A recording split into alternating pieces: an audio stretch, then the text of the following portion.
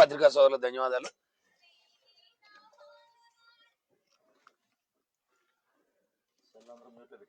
ఈరోజు ప్రధానంగా ప్రముఖంగా అన్ని సామాజిక మాధ్యమాల్లో ఇటు పత్రికలు అవుతానేమి, సోషల్ మీడియా అయితేనేమి,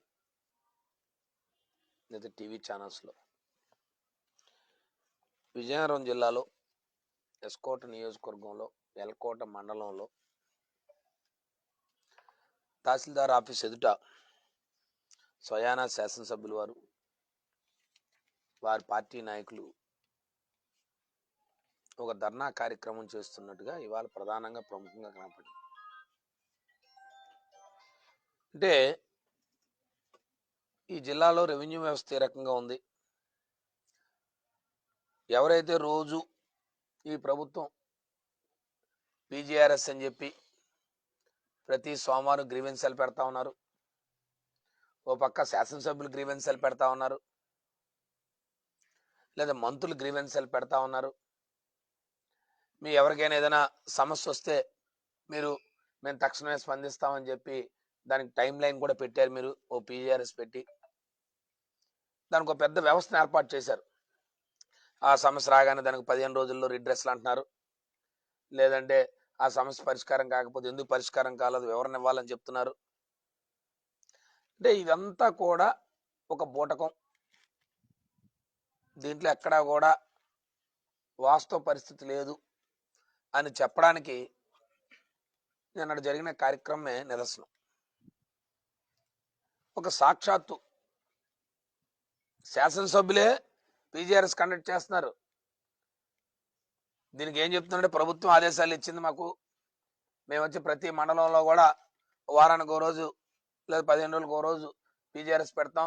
ఓ పక్క ఎవ్రీ మండే ప్రతి సోమవారం కూడా కలెక్టరేట్లో గ్రీవెన్సీలు జరుగుతూ ఉంటే కలెక్టరేట్ గ్రీవెన్సీలకు కూడా మంత్రులు శాసనసభ్యులు వెళ్తున్నారు, గ్రీవెన్స్ ఇస్తున్నారు. చాలా ఆశ్చర్యస్పదం.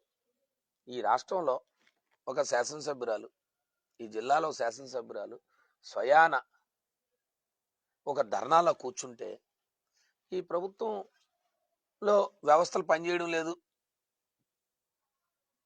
వ్యవస్థలు అవినీతిమయం అయిపోయి అని చెప్పడానికి ఇంతకన్నా పెద్ద ఉదాహరణ ఉండదు. అంటే మీరు ఏదైతే మీరు చేస్తున్న సంస్కరణలను మేము వచ్చి పీజీఆర్ఎస్ అనో లేదా ప్రజలకు సంబంధించిన విషయాలు ఏదైనా వస్తే గౌరవ ప్రజాప్రతినిధులుగా శాసనసభ్యుల దగ్గరికి వెళ్తారు, లేకపోతే ఇతర ప్రజాప్రతినిధుల దగ్గరికి వెళ్తారు, వారి ద్వారా అధికారులు తెలియజేస్తూ సమస్య పరిష్కరిస్తారు. లేదు, ఈ ప్రభుత్వం కొత్తగా ప్రవేశపెట్టింది ఏంటంటే శాసనసభ్యులే మీరే పరిష్కారం చేయండి, మీరే పీజీఆర్ఎస్ చేయండి అని చెప్తుంది. మరో పక్క ఈ విధానం అమలుపరుస్తూనే ఒక పక్క గౌరవ శాసనసభ్యురాలే స్వయాన వెళ్ళి వారి నాయకత్వంలో ఉన్న వారి నాయకులకి ఏదో అన్యాయం జరిగిందనో లేకపోతే జరిగిందనో అంటే అసలు ఈ జిల్లాల వ్యవస్థ ఉందా, అధికార వ్యవస్థ ఉందా? ఉంటే గౌరవ శాసనసభ్యురాలు అధికారులతో మాట్లాడి సమస్య పరిష్కరించాల్సిన సమస్యని వారే నేరుగా ధర్నా దిగారంటే అర్థం ఏంటి?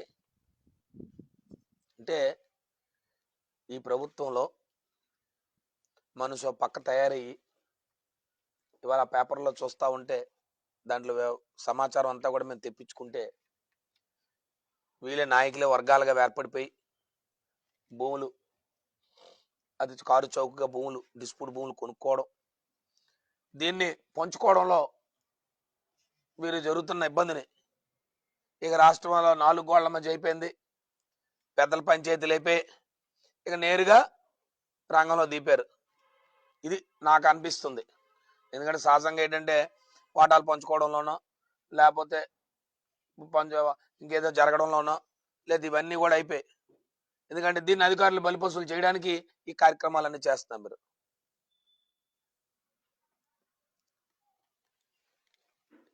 ఇది మీరేం చెప్తారు? దీనికి సంబంధించి ఏదో వివరణ ఇస్తారు మీరు రేపు ఎల్లుండే వివరణ ఇస్తారు, ఏమి ఇస్తారు, ఇదేదో అధికారులు అలా చేశారు లేదా అధికారులు ఇలా చేశారని. దీనికోసమే కదా జగన్మోహన్ రెడ్డి గారు ఒక రీసర్వే అని చెప్పి స్వతంత్రం వచ్చిన తర్వాత ఇంతవరకు ఎవరు చేయని పనిని ఒక ముఖ్యమంత్రిగా ఈ ఆంధ్రప్రదేశ్ రాష్ట్రంలో ఒక రీసర్వేని ప్రారంభిస్తే అది కేంద్ర ప్రభుత్వ అనుమతితో, కేంద్ర ప్రభుత్వం ఇచ్చిన గైడ్లైన్స్తో కేంద్ర ప్రభుత్వం ఇది దేశమంతా రీసర్వే జరపాలని చెప్పి కేంద్ర ప్రభుత్వం నీతి ఆయోగ్ తీసుకున్న నిర్ణయంలో భాగంగా ఆంధ్ర రాష్ట్రంలో ముఖ్యమంత్రి గారు చొరవ తీసుకొని ప్రతి భూమి కూడా డిజిటలైజేషన్ చేసి నా భూమి నేను ఎక్కడున్నా ఆంధ్రప్రదేశ్లో ఉన్నా, నేను స్వదేశంలో ఉన్నా, నేను ప్రపంచంలో ఎక్కడున్నా నా భూమిని ఎవరు ముట్టుకోకుండా ఏ రకమైన ఇబ్బంది రాకుండా ఉండాలనే ఉద్దేశంతో ఆయన ఆ రోజు ప్రతి రీసర్వే చేసి సర్వేరాలు పాతి ఓ పక్క నుంచి ప్రతి గ్రామంలో కూడా రీసర్వేలు చేస్తే మీరు ఏం చెప్పారు? ఎన్నికల్లో జగన్మోహన్ రెడ్డి గారు పాస్ పుస్తకాల మీద ఫోటోలు వేసుకున్నారు, మీ భూములు రేపు తాకట్టు పెట్టేస్తారు, మీ భూములు కొట్టుకెళ్ళిపోతారు, ఇలాంటి రకమైన చెడ్డ ప్రచారాలతో ప్రజలను ఒక రకమైన భయభ్రాంతులు క్రియేట్ చేసి ఎన్నికలు 15 రోజులు 4 రోజులు ఉంటుందనగా మీరు ఇలాంటి కార్యక్రమాలు చేశారు. మీకున్న ప్రసార మాధ్యమాలు, మీకున్న పేపర్లతో ఇవాళ అదే రీసర్వేని మళ్ళీ మీరు స్టార్ట్ చేశారు. అదే పాస్బుక్ని ఇచ్చారు, అందులో ఉన్న కంటెంట్సే మళ్ళీ ఇచ్చారు. మళ్ళీ ఇచ్చి ఫోటో తీసుకొని ఇగో రీసర్వే బ్రహ్మాండం జరుగుతుందని చెప్తున్నారు. ఏం జరుగుతుంది రీసర్వే? ఎన్ని సమస్యలు, ఎన్ని తప్పులు. దీన్ని రెవెన్యూ వ్యవస్థ ఏ రకంగా ఉన్నదని చెప్పడానికి నిదర్శనం నిన్న జరిగిన సంఘటన. అసలు రాష్ట్రంలో పరిపాలన జరుగుతుందా? జిల్లాలో పరిపాలన సాగుతా ఉందా? రెవెన్యూ వ్యవస్థలో సామాన్యుడు తన భూమిని తను నమోదు చేసుకోవడానికి విఆర్ఓ స్థాయి నుంచి తహసీల్దార్ ఆఫీస్ దాకా ఏ రకమైన అవినీతిమయమైందనేది ప్రత్యక్షంగా ప్రజలు అడిగితే చెప్తారు. మీరు పెట్టిన పీజీఆర్ఎస్కి వెళ్తే ఒకసారి సోమవారం గ్రీవెన్సీలకు వెళ్తే 100% సమస్యలు ఓన్లీ రెవెన్యూ సమస్యలు. ఇక్కడ మిగతా సమస్యలు ఏమైనా మీరు తీర్చడానికి మీ దగ్గర లేదు. ఎందుకంటే అందులో ఎవరో పాపం ఓ ముసవాడు వెళ్తాడు, ఒక పెన్షన్ కావాలని అడుగుతాడు, మీ దగ్గర లేదు, అవకాశం కలెక్టర్కి లేదు. మీరు చెప్తారు సూపర్ 6 అన్ని ఇచ్చామని చెప్తారు, కానీ అందులో మీ హామీలు ఏమి ఉండవు. లేదు మేము ఏదో ఎవరికో ఇబ్బంది వస్తుంది, ఆ కార్యక్రమాలు లేవు, ఏమంటే నిధులు లేవు. ఇవాళ ఏ కార్యక్రమాలు చూడండి ఎక్కడా లేవు. ఇవాళ లాస్ట్గా ఉన్న ఏకైక ఈ కార్యక్రమమైనా దీన్ని పూర్తిగా అంటే ఒక సాక్షాత్తు తహసీల్దార్ గారు వెళ్ళి ఒక టెంట్ వేసి ఆఫీసు ముందు కుర్చీలేసి తెల్లవారులేసి కూర్చుంటారని తెలిసి సాక్షాత్తు తహసీల్దార్ గారి ఆఫీస్ ఎదురుగా ధర్నా జరగడం అంటే చాలా చిన్న విషయం కాదు. ఇది దీన్ని ఏదో సమస్య చిన్నదిలాగా అంటే శాసనసభ్యులు అంతటి వారే మాకు ప్రభుత్వంలో న్యాయం జరగడం లేదు, అధికారులు మాకు న్యాయం చేయడం లేదు అని వారు ధర్నాకు దిగడం అంటే ఈ ప్రభుత్వంలో మరి ఏ రకంగా రెవెన్యూ వ్యవస్థ పనిచేస్తుందో కొత్తగా చెప్పాల్సిన అవసరం లేదు.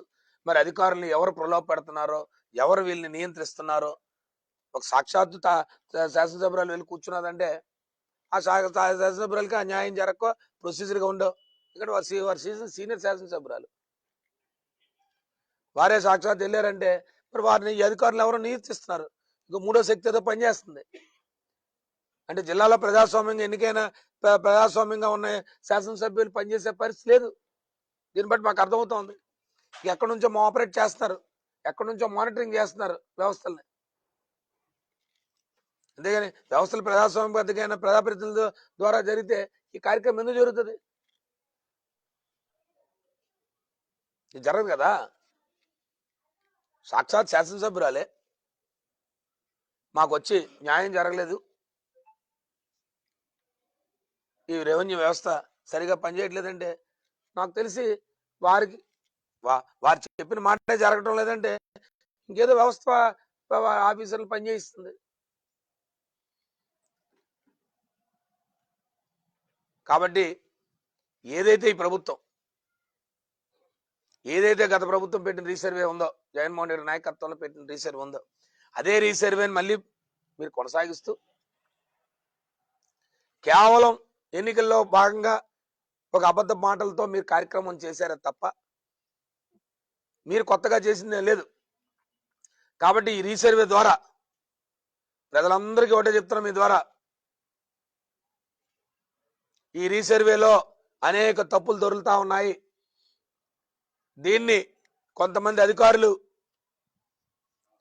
ప్రలోభ పెట్టి ఇబ్బందులు పాలు చేసి సామాన్య రైతాంగానికి మీ 1B లెక్కించాలన్నా, మీ అడంగులు లెక్కించాలన్నా, మీ ఎల్పిసి రావాలన్నా అవినీతి మయం చేసి ఇది పూర్తిగా బస్టు పట్టించే కార్యక్రమం చేశారు.